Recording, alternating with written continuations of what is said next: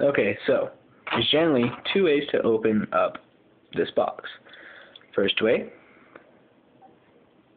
the easy way, and then secondly, there's the fun way, picking the lock.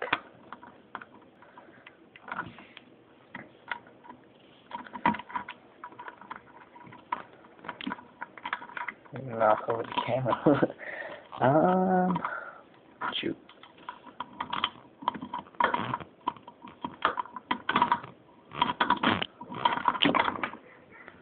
See that?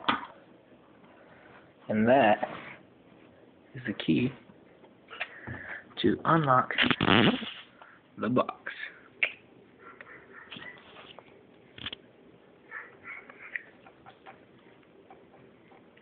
It's pretty spiffy. And yeah. If you guys want, maybe I'll make another video showing how to actually do it instead of me just doing it. Comment. Tell me what you think. Bye.